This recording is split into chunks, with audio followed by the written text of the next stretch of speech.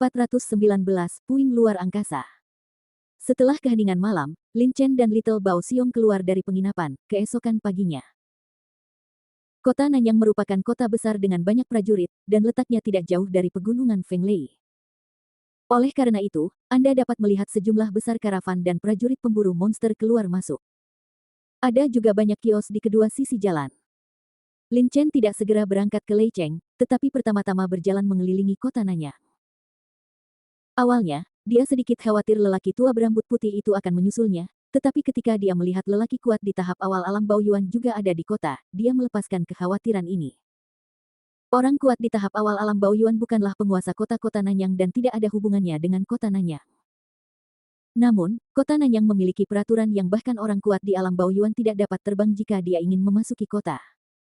Tidak ada orang kuat di alam Baoyuan yang berani menentang aturan ini. Bisa dibayangkan kekuatan di balik kota Nanyang sangat besar. Dalam situasi ini, bahkan jika lelaki tua berambut putih itu datang ke kota Nanyang, akan sulit baginya untuk menemukan Lin Chen. Terlebih lagi, domain angin dan guntur begitu besar, bagaimana lelaki tua berambut putih itu bisa tahu bahwa Lin Chen berada di kota Nanyang? Lihat, lihat, barang-barang yang kumiliki di sini semuanya adalah harta karun. Pada saat ini, seorang pemuda di sebuah warung tiba-tiba berteriak keras, menarik perhatian sejumlah besar prajurit. Harta karun yang luar biasa. Barang-barang di kios Anda semuanya adalah potongan logam, jadi Anda berani memamerkannya. Seseorang melirik ke kios pemuda itu dan berkata dengan nada menghina. Itu benar, kamu punya keberanian untuk menyebut sampah-sampah ini sebagai harta karun, tapi mereka memang pencatut. Singkirkan mereka dengan cepat, agar tidak menghalangi mataku. Para prajurit yang mengelilingi mereka semua berbicara. Lin Chen tidak bisa menahan diri untuk tidak menoleh dan melirik ke kios pemuda itu. Ada banyak barang di kios itu, termasuk pedang retak, buku rusak, dan beberapa hal aneh, tetapi secara keseluruhan, kios itu tampak seperti tak satu pun dari semuanya sudah lengkap, dan tampak sangat tua, seolah-olah pertama kali muncul di dunia ratusan tahun yang lalu. Namun, meskipun hal-hal ini sudah tua, Lin Chen tidak melihat pentingnya. Anda harus tahu bahwa kekuatan jiwanya sangat kuat. Jika ada harta karun, kekuatan jiwa Lin Chen akan menyapunya dan tidak akan ada gerakan sama sekali. Berbalik, Lin Chen ingin pergi, tetapi sekarang semakin banyak prajurit yang mengelilinginya, Lin Chen tidak bisa keluar kecuali dia terbang di udara. Ho ho. Berbeda dengan Lin Chen, Bao Xiong kecil memandang pemuda dan kiosnya dengan penuh minat. Kalau begitu mari kita lihat. Lin Chen tidak punya pilihan selain melihat ke sini. Pemilik kios adalah seorang pemuda yang tampaknya berusia awal 20-an, berada di alam tiangang akhir dan kualifikasinya hanya dapat dianggap rata-rata. Ketika pemuda itu mendengar penghinaan dari semua orang di sekitarnya, matanya sendiri juga menunjukkan penghinaan, dan dia berkata dengan keras, mendengarkan kata-katamu, aku tahu kamu tidak tahu barangnya. Aku beritahu kamu, hal-hal ini, tapi aku akhirnya mendapatkannya dari pegunungan Fenglei. Kalian semua tahu bahwa ada harta karun kuno bahkan reruntuhan kuno yang terkubur di beberapa tempat di pegunungan Fenglei. Benda-benda ini didapat dari salah satu reruntuhan. Wow! Perkataan pemuda itu menimbulkan keributan di sekelilingnya. Ada reruntuhan sekte kuno di pegunungan Fenglei, yang tidak jarang terjadi di wilayah Fenglei.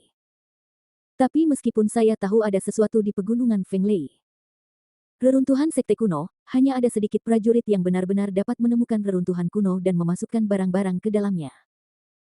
Bagaimanapun, reruntuhan kuno terkubur jauh di bawah tanah. Bahkan orang kuat di alam Baoyuan pun sulit mendeteksinya. Terlebih lagi, di sana masih banyak orang jauh di pegunungan Fenglei. Ada banyak monster yang kuat, dan beberapa monster, bahkan mereka yang kuat di alam Baoyuan, harus takut pada mereka. Kamu bilang itu dari reruntuhan kuno. Bagaimana kamu membuktikannya? Siapa yang yakin kamu tidak menemukan beberapa barang antik untuk dipamerkan? Seorang prajurit bertanya. Pemuda itu tersenyum bangga, ini sangat sederhana. Jika Anda tidak percaya, saya dapat memberitahu Anda lokasi spesifiknya. Tidak jauh dari Laut Darah di pegunungan Fenglei, tetapi saya telah mengosongkan semua yang ada di dalamnya. Anda menang tidak mendapatkan apa-apa jika kamu pergi ke sana. Banyak prajurit tergerak, dan Lin Chen juga terkejut. Di antara 3 kawasan terlarang di pegunungan Fenglei, terdapat reruntuhan gerbang 9 surga di belakang puncak Niutu. Tak disangka, ada juga reruntuhan kuno di dekat Laut Darah.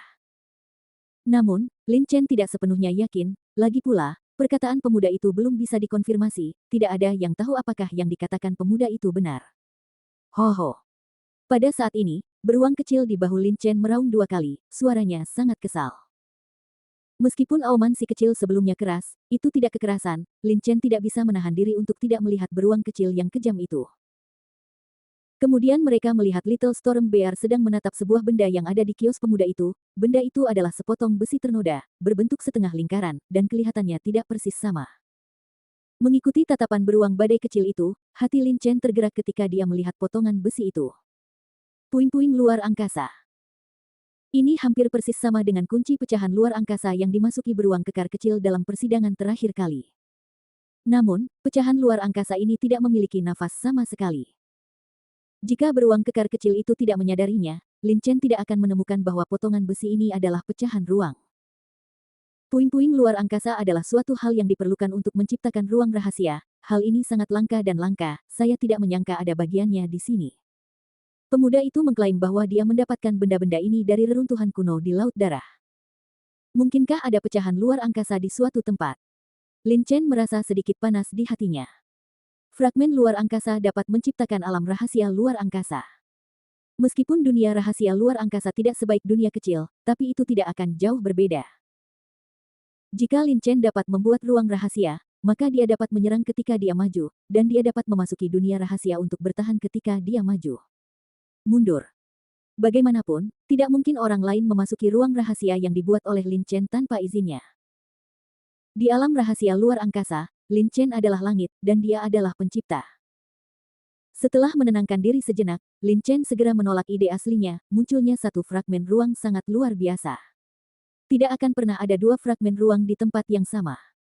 Fragmen ruang adalah fragmen yang jatuh ketika ruang dipecah. Adapun bagaimana ruang itu hancur dan bagaimana jatuhnya, Lin Chen tidak tahu. Namun, tidak peduli apa, potongan ruang ini harus dihancurkan. Memikirkan hal ini, Lin Chen berjalan perlahan dan berkata dengan lembut, benda itu memang terlihat agak tua, tetapi kamu mengatakan bahwa aku pernah ke darah. Laut di pegunungan Fenglei, tidak ada reruntuhan kuno sama sekali di sana. Saudaraku, ini agak berlebihan. Tentu saja, reruntuhan kuno itu berada di tempat yang sangat rahasia. Jika Anda dapat menemukannya, saya tidak perlu menemukannya makan. Katanya dengan sedih, pemuda ini jelas merupakan tipe orang yang ahli dalam mencari reruntuhan kuno di pegunungan Fenglei. Lin Chen tersenyum tipis dan berkata dengan tidak masuk akal, saya tidak tahu, tetapi melihat adalah percaya dan mendengar adalah percaya. Saya percaya pada mata saya sendiri. Setelah jeda, Lin Chen memandang bayi di kios dengan santai. Lin Chen berjongkok, mengambil pedang yang patah, menggelengkan kepalanya, dan meletakkan pedang yang patah itu berulang kali. Pemuda itu menjadi sedikit tidak sabar, dan kemudian Lin Chen memegang pecahan ruang di tangannya. Saya melihat barang-barang yang Anda miliki di sini memang sudah tua. Tidak apa-apa untuk mengambilnya kembali dan memberikannya. Tapi sayangnya, semua ini tidak lengkap. Pada titik ini, Lin Chen sepertinya telah membuat banyak tekad dan berkata, ambil yang ini, kelihatannya lengkap. Apa maksudnya lengkap? Benda ini adalah harta karun kuno.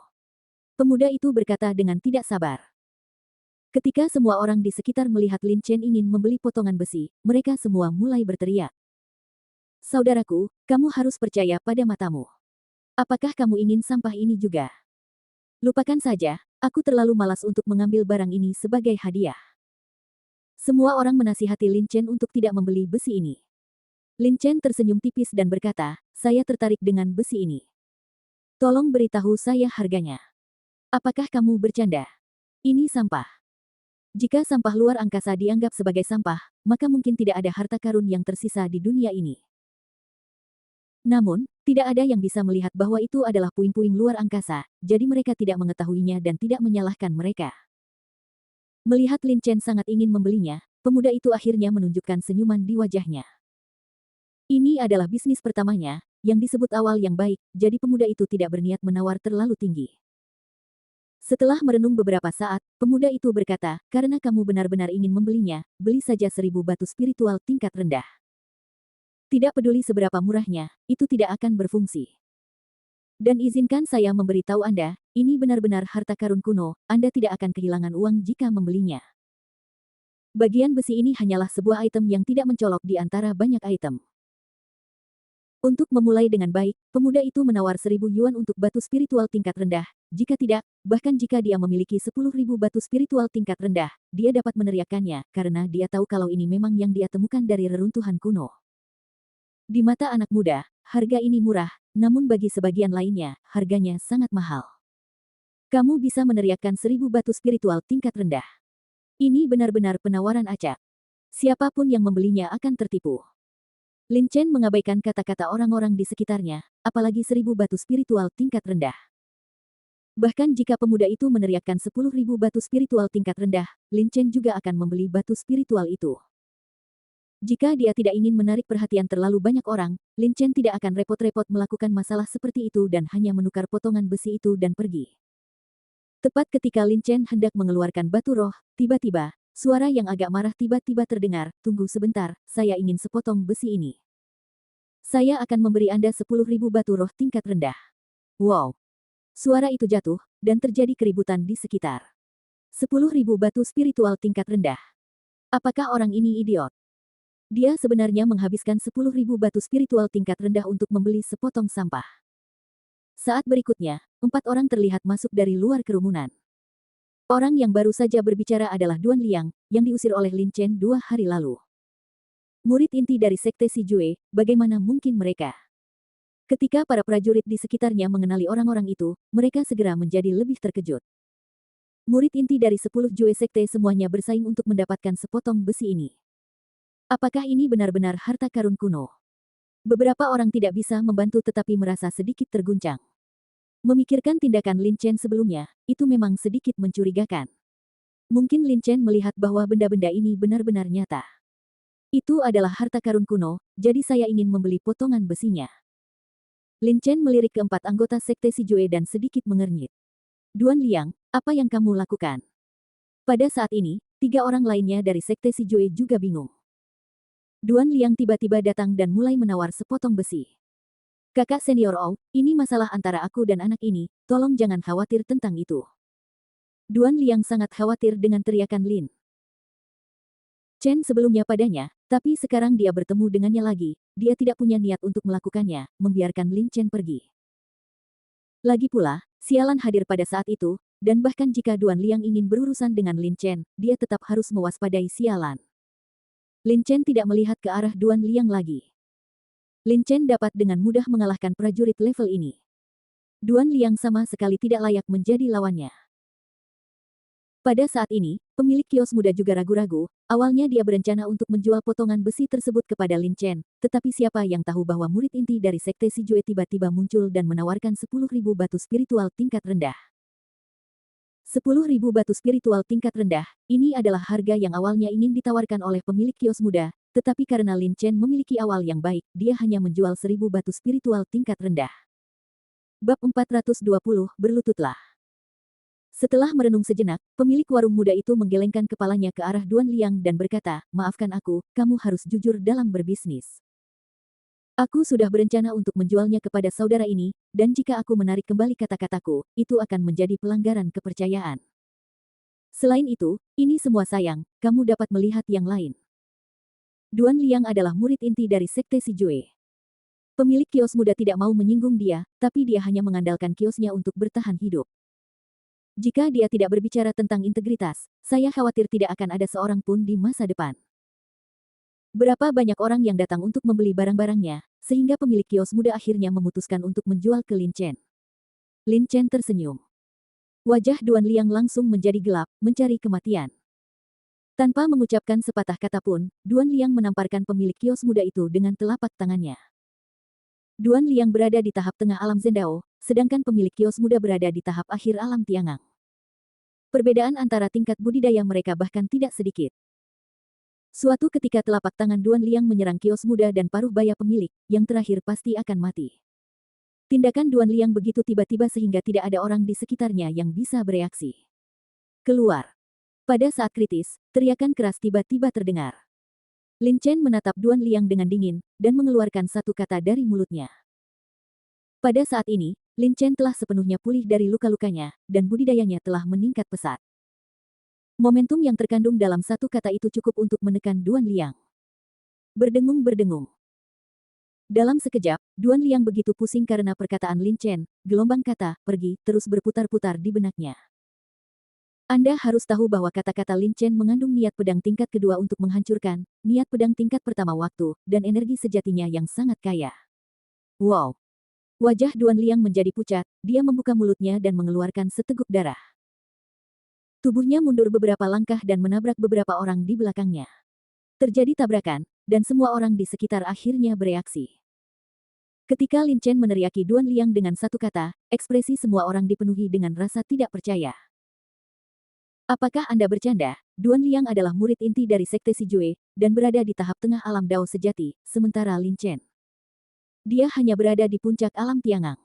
Ini sama sekali tidak masuk akal. Tidak peduli seberapa kuat seorang pejuang di puncak alam Tiangang, dia tetap tidak bisa mengalahkan Duan Liang, yang berada di tahap tengah alam Tuizen Dao, hanya dengan satu kata.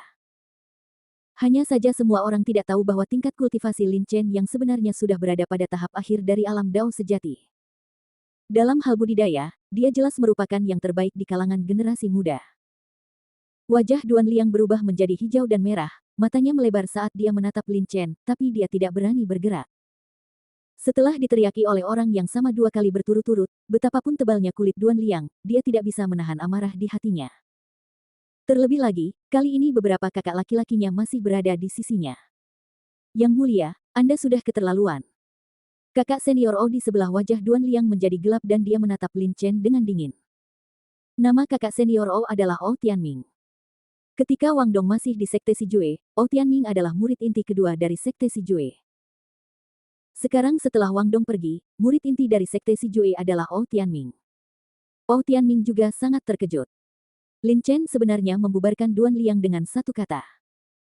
Anda harus tahu bahwa Duan Liang diatur oleh Sekte Sijue untuk berpartisipasi dalam pesta penghargaan harta karun. Bakat, kualifikasi, dan kekuatannya juga cukup baik, tetapi dia bahkan tidak memiliki kesempatan untuk mengambil tindakan. Dia diteriakkan kembali oleh seorang pejuang muda dengan budidaya alam puncak Tiangang. Tapi bagaimanapun juga, Duan Liang adalah adik laki-lakinya. Jika adik laki-lakinya ditampar wajahnya, O Tianming tidak bisa mengabaikannya. Lin Chen mencibir, terlalu banyak. Yang mulia. Mengapa Anda tidak mengatakan bahwa dia bertindak terlalu jauh dan tidak menjual apapun kepada Anda, lalu Anda menjadi marah dan ingin membunuh pemilik kios? Saya benar-benar tidak mengerti bagaimana orang seperti Anda menjadi murid inti dari Sekte Sijue. Pemilik kios muda juga bereaksi pada saat ini, dan ekspresi kemarahan melintas di wajahnya. Jika Lin Chen tidak tiba-tiba mengambil tindakan sebelumnya, dia akan mati di tangan Duan Liang. Pemilik kios muda itu mendengus dingin dan berkata, "Saya selalu mengira murid-murid Sekte Sijue adalah orang yang lurus dan lurus, tetapi saya tidak menyangka mereka begitu tercela. Maaf, barang yang saya miliki tidak dijual kepada murid Sekte Sijue." Dengan mengatakan itu, pemilik kios muda menyerahkan pecahan ruang itu kepada Lin Chen. Lin Chen mengangguk sedikit, mengeluarkan cincin berisi 1000 batu spiritual tingkat rendah dan memberikannya kepada pemilik kios muda. Transaksi selesai dalam sekejap, dan semua orang di sekitarnya tercengang. Dia tertegun, tidak sepenuhnya memahami apa yang sedang terjadi. Setelah transaksi, Lin Chen berbalik dan pergi tanpa melihat ke arah O Tianming dan Duan Liang. Lin Chen tidak takut pada O Tianming dan berempat sama sekali. Dengan kekuatannya, dia dapat dengan mudah menangani 4 orang ini, tetapi ini adalah kota Nanyang, dan pertempuran dilarang di kota. Namun, Lin Chen tidak ingin berurusan dengan O Tianming dan 4 lainnya, tetapi 4 yang terakhir tidak berniat untuk membiarkan Lin Chen pergi. Nada menghina dan mata menghina Chen membuat O Tianming dan mereka berempat sangat tidak senang. Melihat Lin Chen hendak pergi, O Tianming mendengus dingin, dan muncul di depan Lin Chen, menghalangi jalannya. "Jika kamu tidak menjelaskan masalah ini dengan jelas, kamu tidak bisa pergi." Suara O Tianming berubah dingin. Duan Liang sangat marah pada Lin Chen. Ketika dia melihat O Tianming keluar untuk membuat keputusan, dia segera menjadi lebih berani dan mengepung Lin Chen dari sudut yang berbeda dengan 2 lainnya. Lin Chen mengangkat kepalanya dan melirik ke arah O Tianming, "Anda ingin menjelaskannya seperti ini? Berlututlah. Meminta maaf." Sebelum O Tianming bisa mengatakan apapun, Duan Liang tiba-tiba meraung dan berbicara. Cahaya dingin melintas di mata Lin Chen. Duan Liang benar-benar tidak tahu bagaimana hidup atau mati. Dia berbaik hati untuk tidak memberinya pelajaran, tapi sekarang Duan Liang benar-benar mengganggunya. "Oh, Tianming awalnya ingin berbicara, tetapi ketika Duan Liang memberitahu hasilnya secara langsung, dia tidak bisa mengatakannya lagi dengan segera. Dia hanya menatap Lin Chen, memegang pedang besar di tangannya, sebagai jika dia siap bertarung kapan saja.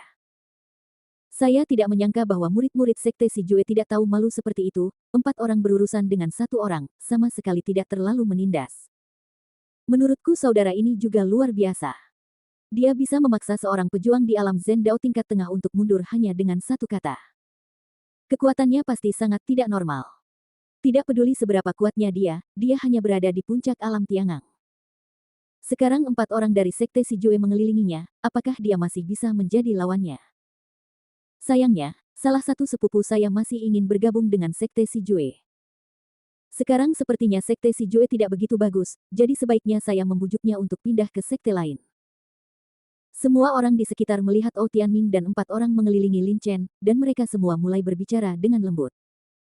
Sekte si Jue adalah salah satu dari 3 sekte besar di wilayah Fenglei, dan kekuatannya di wilayah Fenglei sangat besar.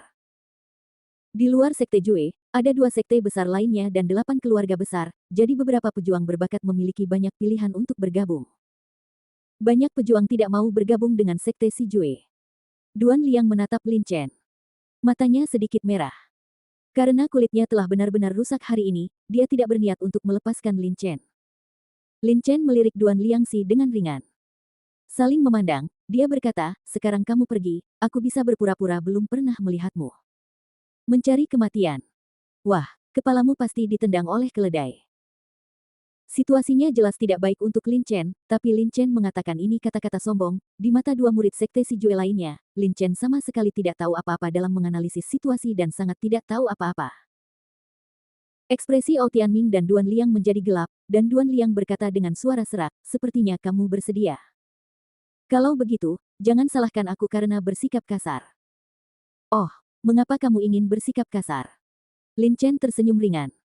Melihat Duan Liang, belum lagi Duan Liang, bahkan kakak laki-lakinya Ou Tianming, Lin Chen tidak menganggapnya serius. Tidak peduli berapa banyak prajurit level ini yang datang, Lin Chen tidak akan takut sama sekali. Dapat dikatakan bahwa di antara para pejuang di alam Dao sejati, Lin Chen pada dasarnya bisa disebut tak terkalahkan. Dengan niat pedang penghancur tingkat kedua, niat pedang waktu tingkat pertama, mengandung energi jahat dan yuan sejati yang sangat murni, dan kebugaran fisik yang sangat kuat, dia masih bisa bertarung bahkan jika dia bertemu dengan master tertinggi dari alam Dao sejati. Namun, Duan Liang tidak jelas tentang kekuatan sebenarnya Lin Chen. Ketika dia mendengar kata-kata sarkastik Lin Chen, dia tidak bisa menahan amarah di hatinya dan meraung, mencari kematian. Lalu dia menamparkan telapak tangan ke arahnya. Lin Chen mengambil tindakan. Ou Tianming mengerutkan kening. Awalnya dia ingin menghentikan Duan Liang, tapi sekarang sudah terlambat. Duan Liang hanya menghela nafas dalam hatinya. Duan Liang benar-benar terbawa amarah.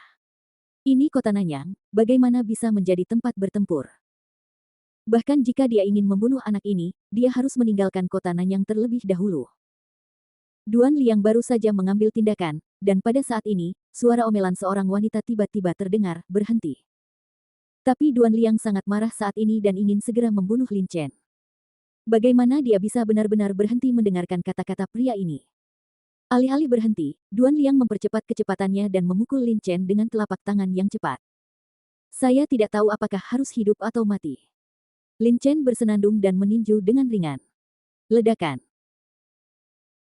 Tinju Lin Chen mengenai telapak tangan Duan Liang, dan ekspresi Duan Liang tiba-tiba berubah. Dia menjerit, membuka mulutnya dan memuntahkan seteguk darah, tubuhnya langsung terlempar puluhan kaki jauhnya, dan wajahnya menjadi pucat. Lin Chen, sebaliknya, masih berdiri kokoh di tempat dengan ekspresi tenang, seolah-olah dia tidak pernah bergerak. Semua orang di sekitar terkejut, dan mereka semua berdiri di sana dengan linglung. Satu pukulan, menghempaskan Duan Liang. Anda harus tahu bahwa kebugaran fisik Lin Chen mencapai 2,1 juta kilogram, yang sebanding dengan master puncak alam Dao sejati. Bahkan jika dia tidak berusaha sekuat tenaga, pukulan biasa bukanlah sesuatu yang bisa dilakukan oleh seorang pejuang di tahap tengah alam-alam Dao sejati bisa menolak. Duan Liang cukup beruntung bisa selamat dari pukulan Lin Chen. Duan Liang. Saudara muda Duan. Brengsek. Ekspresi ketiga murid sekte 10 Jue lainnya tiba-tiba berubah. Gadis di antara mereka berjalan ke arah Duan Liang, memeriksa dengan cermat dan berkata, saudara senior saudara muda Duan tidak sadarkan diri. Ini sudah berakhir.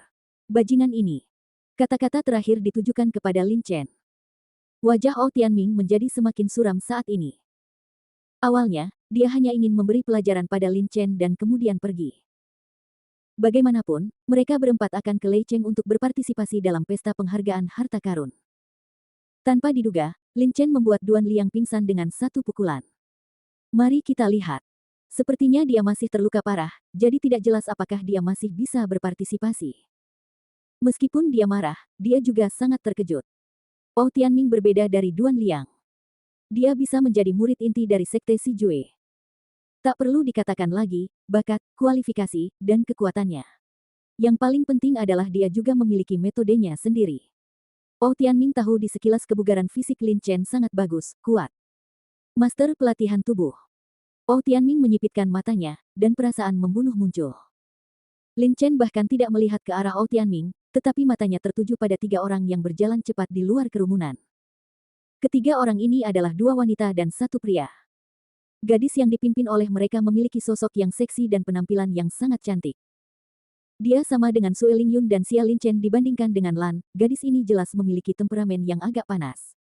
Lin Chen. Dia tiba-tiba membuka mulutnya, ekspresi kegembiraan di wajahnya. Itu Jiang Yue.